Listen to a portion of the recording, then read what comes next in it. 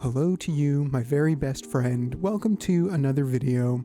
In this one in particular, I am sitting on the floor and we are talking about fragrance reviews that I got wrong. You know, I had this whole big spiel planned out for you about how and why one might be wrong in a fragrance review, but really what it comes down to is that people change, tastes change, and even though there is a finality to me putting my thoughts in a video and posting it online, that is not the last time that I wear a fragrance. And really, unless it's a fragrance that I can't stand, it only takes one wearing on the right day, when I'm in the right mood, when it's the right temperature outside, for my perspective to change. So here are some fragrances that I think I either straight up misjudged or that I have come to appreciate more in the time since the review. So let's start out with Sodors Jamie. I gave this a 7 out of 10 because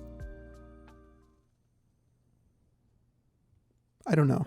This is a review that I look back on with confusion, especially smelling it today. It is fantastic. I think the first few times I smelled it, Janie really reminded me of Angel's Share. I just thought, oh, okay, it's another Angel's Share clone, whatever. And now that I've had more time to spend with it, it does sort of have that Angel's Share vibe in the opening, that boozy apple pie feel, and that lasts for 2 minutes. It is immediately very fruity upon the first spray, and then that dissipates very quickly. It becomes this very lovely, buttery pastry gourmand, which I guess puts it closer to Angel's Share than a lot of other fragrances, but really, after the opening, they share almost nothing in common. And I think for whatever reason, that initial first impression got stuck in my brain, and it was something that I was unable to move past. However, with this one, I will happily admit that I was wrong. Janie is great. The late dry down of Janie is fantastic, and the way that it smells when it's on clothes is incredible. I think if you're a gourmand lover, you have to do yourself a favor and give it a try.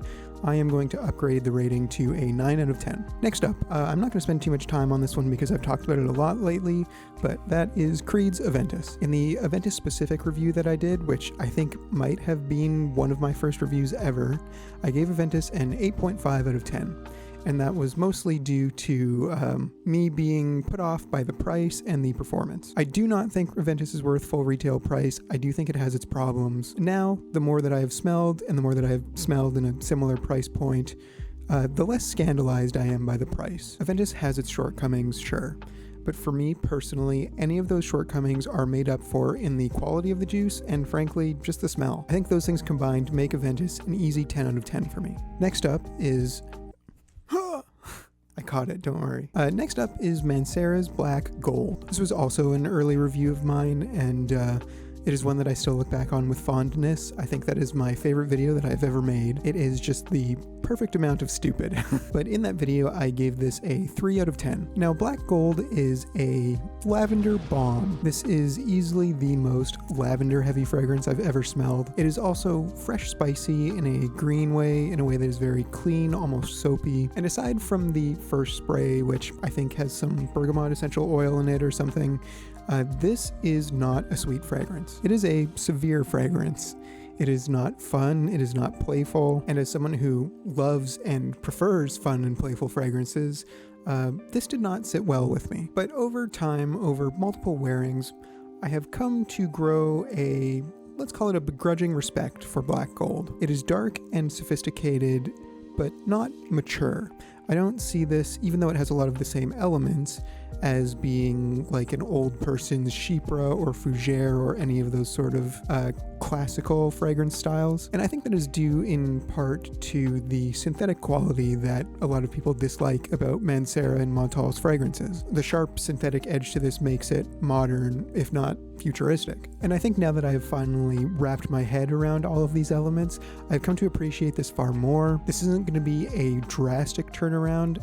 This is not a fragrance that I reach for very often, but I think if I were in the right mood, in the right situation, it was the right day, I was wearing the right clothes, it was the right temperature outside, this would go off. I'm going to raise Black Gold's rating from a 3 out of 10 to a very respectable 6 out of 10. And I think in the right situations, it could even be higher, maybe like an 8, 8.5 out of 10. Oh, my butt is getting sore from sitting on the ground.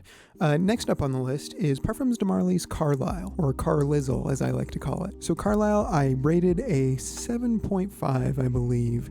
A better content creator would have looked that up. But more than anything, what I remember is what I said about it, which was that it was very mature and uninspiring. I don't necessarily disagree with those sentiments now, but I do mean that in a less derogatory manner than I meant it before. Carlisle's blend of smooth vanilla and a fragrant earth and patchouli has really opened itself up to me. I think it is mature, yes, but more in spirit than age.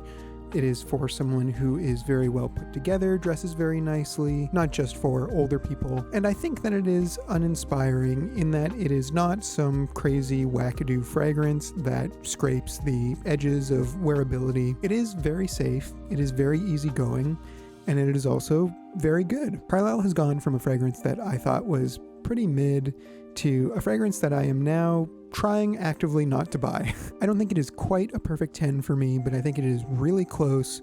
Carlisle, I will give a 9.5 out of 10. And lastly, a fragrance that I treated very harshly is Black Phantom by Kilian. I gave Black Phantom a 6 out of 10, and despite a not horrible rating, I had very few good things to say about it. That was probably my first niche obsession, and it was one that took me a very long time to actually smell. And I would keep looking at it and I would think, wow, this has rum, this has coffee, this has chocolate, this is going to be amazing. And then when I finally got my hands on a decant of it, it was not at all what I was expecting. Instead of a coffee scent profile like the one you're probably picturing in your head, it is more akin to freshly ground coffee beans. It is bitter and aromatic and has very little sweetness, and more represents maybe a realistic take on what coffee tastes like rather than the beautiful coffee smell that we all know and love. Similar to the coffee grounds comparison before, the chocolate smell in Black Phantom is more like a chocolate dust. Again, not sweet, it's more like a cocoa powder than it is like a bar of chocolate. And really the only sweetness in the fragrance comes from the rum. And in my review, I was very disappointed in the quality of the rum accord. For some reason, I always want rum fragrances to be sparkling and effervescent, even though rum isn't carbonated, so that one's on me. But with all of that said, now that I have had time with the fragrance, I am no longer disappointed in what it's not and am more impressed by what it is. There is something about it that is very powdery to me. It has that sort of high-class irisy feel that a lot of the sort of suit and tie fragrances are leaning towards these days. You know, your Dior Homme, your Givenchy Gentleman series, that general sort of feel. But it achieves that feel differently through that dusty chocolate and the aromatic coffee grounds. It has a darkness to it. It has very nice depth, and those elements come from a fun place. If your regular high-class Irish fragrance is a tuxedo, Black Phantom is a blazer with a turtleneck. I don't think it's a perfect fragrance. I don't think that the quality necessarily matches the price. I think 9 times out of 10, Black Phantom is more expensive per milliliter than Creed's Aventus is, but it is a far better fragrance than I initially gave it credit for, and it is a rating that I really regret giving out. So I'm going to change that 6 out of 10 to let's flip it upside down and give it a 9 out of 10. So that's the end of this video, and remember, there's nothing wrong with being wrong, and this seems to me to be more of an intense way to end a silly video than I would like, but I don't know, it seems like people these days think that you can only have one opinion, and you must defend that opinion with your life every single day until you die. Anyways, like, comment, subscribe, I hate saying all that stuff, and I'll see you later, goodbye.